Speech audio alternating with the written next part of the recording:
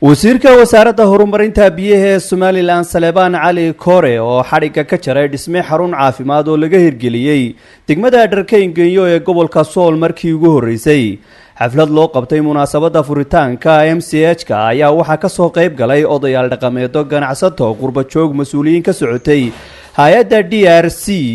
iyo hay'adda fulisay hawshan AFDF wasiir Kore oo ka hadlay furitaankii xaruntan caafimaad ee cusub waxa uu hadallo dardaaran u badan u soo jeediyay mas'uuliyiinta iyo bulshada ku dhaqan degmada Dharkayngeeyo kuwaas oo ku booriyay inay ilaashadaan oo daryeelaan xaruntaasi caafimaad ee loo dhisay taasoo uu sheegay inay wax weyn ka bedelayso baahida dhanka caafimaadka ah ee ka jirta deegaankaasi iyo hay'adda DRC oo iyaduna qayb badan ka qayb qaadatay waxaan halkan mahad uga jeedinaynaa cid kasta iyo qof kasta iyo hay'ad kasta iyo dadkii deegaanka oo iyaga qudhoodu suurtagal ka dhigay in ay mashruucani fulo oo la'aantood haddaanay ogolaan oo dhinac istaaginna aynan mashruucani fulin xukuumad ahaan dowladda Somaliland wax badan baa odayaashu kaga hadleen waxaanu rabnaa wixii awoodi karno fariin haday wasaaradda caafimaadka tahay haday madaxweynaha tahay haday cid xitaa raga dad aan garanayo oo shakhsiyaadaba tahayba inaanu kala xiriirno wixii ka dhiman inay soo buuxiyaan insha Allahuna waxaan isleeyahay way soo buuxin doonaan warka waxaanu ka jaraynaa waxaan oranaynaa kadaba Allah ka dhigo war kadaba dhaxaya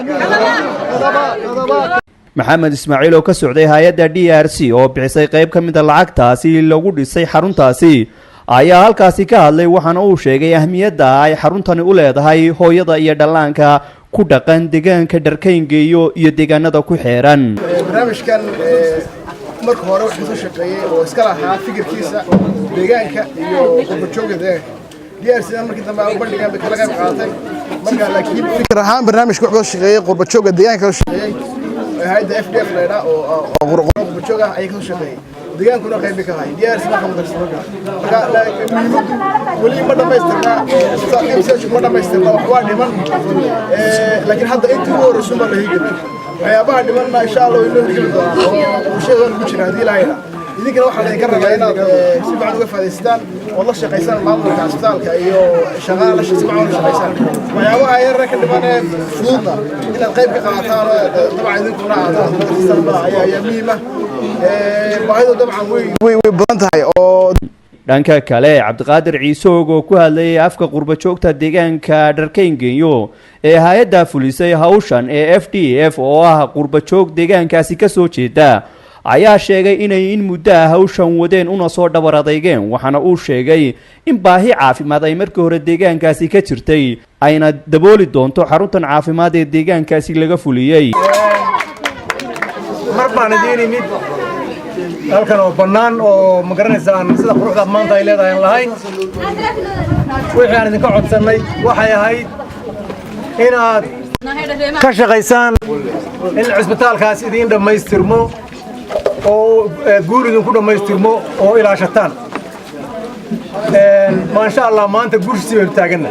waa ilaahay mahadi weeye inaynu isagoo inoo dhismay oo qurux meerana inaynu maanta kulligeena ay baldegayno waxaan idinku bishaaraynayaa in ay isagana dhammaystiri doono haddii ilaahay yidhaahdo oo inoo dhammaan doono wixii ka dhiman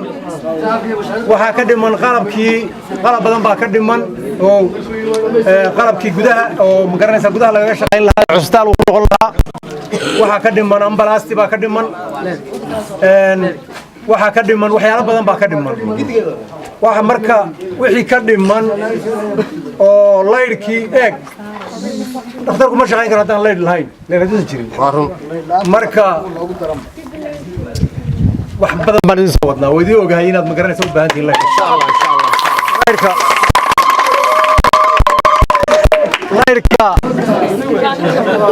laydhka waxaan insha Allah waxaan rajaynaynaa midaad ku raaxaysataan oo magaalada uu idin shida inaan idin helo baan rajaynaynaa waana ku talagalaynaa inaan garaadino insha Allah haddii la yiraahdo idinka waxaa la idinka rabaa waxna waa la kala leeyahay waxna waa la wada leeyahay وسيدا waxaad wada leedihiin maxaa kamida waxa kamida leerka kamida waxa kamida dhakhtarka kamida iskuulka kamida masaajidada kamida waxa kamida macadka kamida waxaad wada leedihiin qof walba waa leeyahay inaad ilaashtaan oo loo baahan وسيدا qof kaliya male dad baa mas'uul ka noqda dadka mas'uul ka noqda in looga dambeeyo lagu ixtiraamaana weeyaan waxaan kaloo idin sameynay farmasigii weynaa oo dawada ka qaadan lahaydeen oo dawada idin soo dhigayno oo caafimaad u imanaysaan oo qof waliba dawada u baahan ka qaadan doono insha Allah waxaan mahad iskale ilaaha weyna waaxidka halka suukan keenay waxaan kaloo u mahadinaynaa hay'adda la yiraahdo DRC oo maanta wakiilkeedii inala joogo maxamed ismaaciil oo inala joogo oo isaguna maanta indhihiisa ku arkaya waxqabadka ay waxaynu qabanay ballan noo qaaday oo waxyaabo badan ballan nooga qaaday waan ka guddoonnay hore waan ka guddoonnay waxa dambena waan ka sugaynaa xagga dhaqaatiirta waxa weeye MCH-ku muddo horta soo dhisnaa qolo hore oo hay'adii waqtigeedu uu dhammaadaan maleynaya hadda anagu oo 7 qof ayaan fulanteena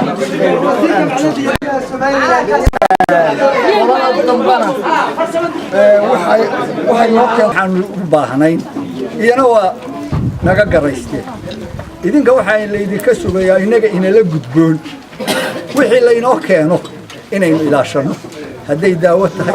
hadday baabuur tahay hadday maaragtay dhakhaatiir tahay laynagu soo kordhiyo waxaan ugu baahanahay oo kale baahida inoogu weyn waxa weeye wixii ku shaqayn lahaa wixii laynoo keeno waxay ku shaqaynaya